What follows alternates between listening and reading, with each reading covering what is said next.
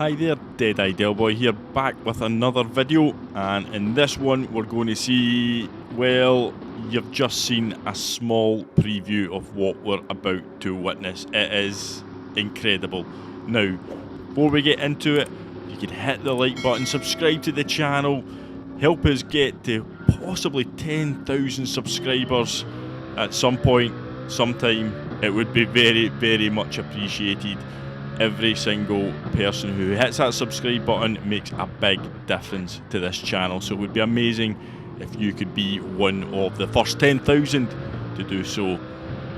Anyway, enough of that, into the racing, and you can see here it's the Daily Race C from Deep Forest. We're in the Group 2 cars. It's basically a one make race. The Mercedes CLK is the car of choice for, well, just about everybody, unless you are some sort of masochist who likes to run round a track being absolutely obliterated by everybody else, because this car has got insane straight line speed and this track has two massive straights which are absolutely critical. Now, it's also on soft tyres, which means the car has got a lot of grip, and that means you can really be aggressive with it.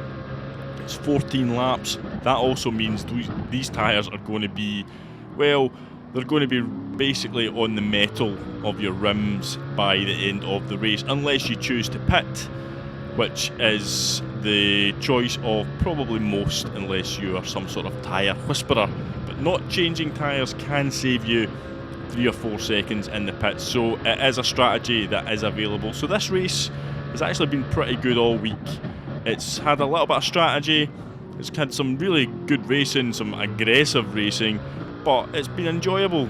We are certainly not the quickest. We've got Chupagetti on our tails here, who's far quicker than me in this combination, which I found out. This was my first race of a live stream, and it was, yeah, there was the usual pre-race nerves, post-race nerves, all that kind of thing. But we were doing basically as good a job as we could do for the first race of our day, and everybody roundabout us probably was more up to speed than me, which meant I was under that usual pressure that I always feel, and I just didn't want to make a complete idiot of myself live. So we're going down the straight here. As I said, we've got Chupagetti on our tails, and he's probably sensing at this point that he's quicker than me, and he's going to go for the move up the inside to the hairpin. Now, it's the best place to probably try and get a move done, because there's always plenty of space either on the inside or the outside, because it's so wide at that point. And you can also take a narrow line or a wide line when you want to try and exit it, and yeah, it leaves a lot of room for getting moves done, which makes for good racing, don't get me wrong, but it also allows people to dive bomb, and we will see some examples of that very shortly. But we got 2 laps out of the way, under our belts, no dramas. We're still up there in P5. We're not being absolutely obliterated by the field, and you can see as we skip forward to the start of lap 7, lap times were actually really consistent. You can see there's basically about a 10th and a half between our laps 3, 4, 5 and 6, so I was quite pleased. It wasn't particularly quick. You can see the fastest lap by Consta is a 19.3, and he's a World Tour driver, so we're never going to be as quick as him. But yeah, I mean, you can see we're probably about a second off the pace of the very fastest, but not too far off the pace of the rest. So we're kind of sitting quite comfortably in the sort of 4th, 5th, 6th spot here, because people have made pit stops, and that meant that when I come into pit, which I'm going to on this lap, because I don't have the ability to save the tyres like some could, it means that we're going to have to really focus on a nice good in-lap, and then just making the most of those fresh tyres, and when we come out, wherever we come out, and that will be a key then to how we're going to, well, how the rest of the race will play out. But we've managed to keep our nose clean. We've not got involved in any dramas. We're going to come into the pits. You can see a couple of drivers up ahead going in, getting the soft tyres on, and out we come. Where are we going to come out in? We're going to come out in P8. So it could have been worse, it could have been better, but we've been jumped in the pits probably by a few drivers who opted not to change their tyres, and that's the advantage of been able to do that, because the tyres can get to the end of this race, but the last 2 or 3 laps you will be slowing down. But you can make your car nice and big, and you can make yourself difficult to overtake, which can really help you, you know, defend against those who have got the fresher tyres. You can see here though, car in front of us is the man with no name, Belgian driver who shall remain nameless, not through any other reason than he literally does not have a name according to the Delta there, and well, he's just the nameless Belgian now. But we're going to make a move here, are we? Yeah, we've got a run here, and we're going to go up the inside. As I said, nice big wide hairpin, getting it stopped on the apex, leaving a bit of room on the outside there, but we realised we were clear of him, so we managed to take the racing line, exit out, power our way down to the finish line for the end of lap 8. So, got somebody coming into the pits. That means we're going to possibly pick up a position here, and we're up to P6, which was probably about fair, considering there's been a couple of quick guys from the back making their way through. The Frenchman in front of us, he's one of them. He started P15, and look where he is now. Again, courtesy of his strategy, pitting early, not taking tyres. And Consta, you can see up in P2 already, which is quite phenomenal. But as I said, he's a World Tour driver. But you can see here, by the end of lap 10, getting into lap 11, we'd got ourselves down into the 119s, which meant that we were starting to find a bit of pace. Now, the tyres were obviously a bit fresher.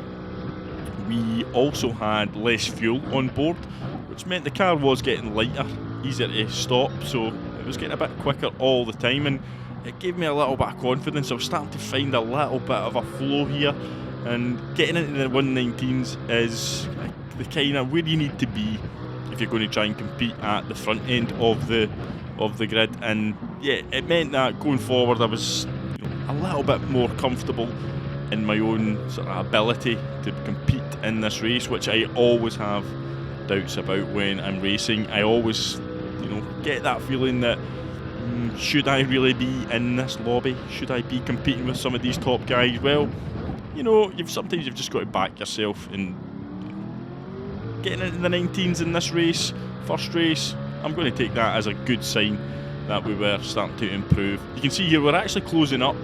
We're starting to get into the Frenchman who came all the way from P15, so he's got pace. We're starting to really sort of close in him in a little bit. You can see here, we come across the line and we're into the 119.5s, and that's not a million miles away from the fastest lap of the race, which was by World Tour driver Consta. So only like, you know, 10th or so off his pace, and that really made me think we have got something going here.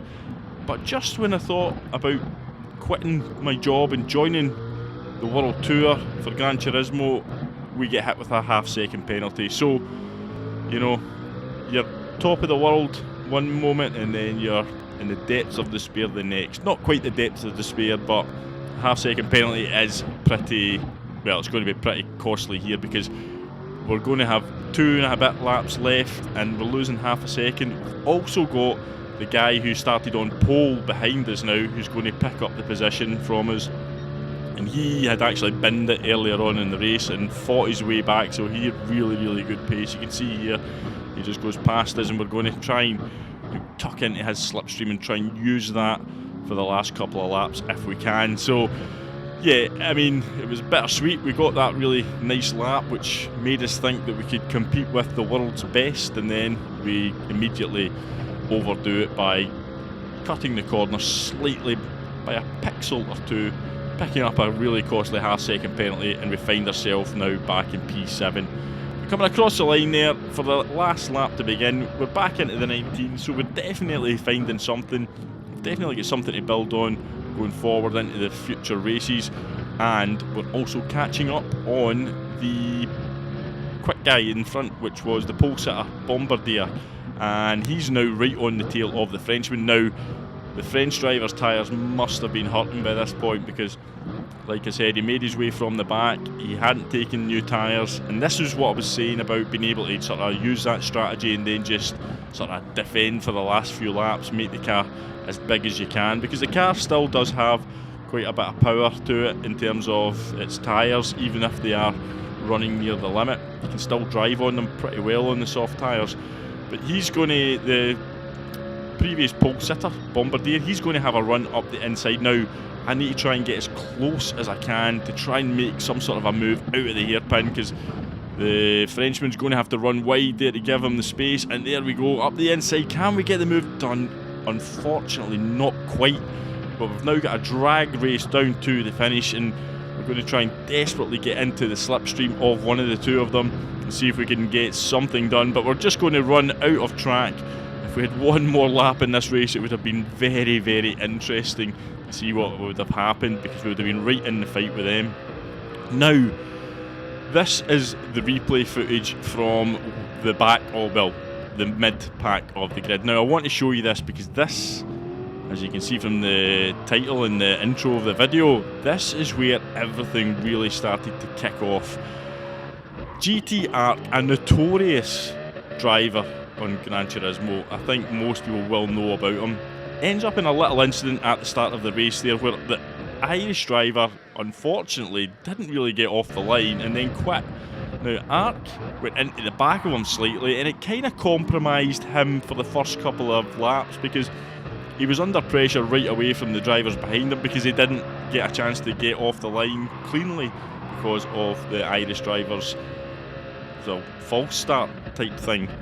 And then Lewis absolutely sends it on him into the hairpin. Now, that was not a good move. Not a good move at all. Any other driver you do that on, you might kind of get away with it. You might get somebody being a bit annoyed with you in the lobby afterwards. But we're not talking about any other driver. We're talking about one of the most notorious drivers in the game. And when it comes to revenge and retaliation, that's what you're dealing with. That was insane. I couldn't believe it at the time, because in the race, I just caught in the corner of my eye something in the radar going at a speed that I couldn't comprehend as it just disappeared off the radar. Now, it left Lewis with a completely totaled engine. Well, your car's not going to survive that sort of an impact, is it? And Arc picked up a 5.5 second penalty for it. Well, a 5 second penalty, already had a half second penalty. But you can see it from a few different replay point of views.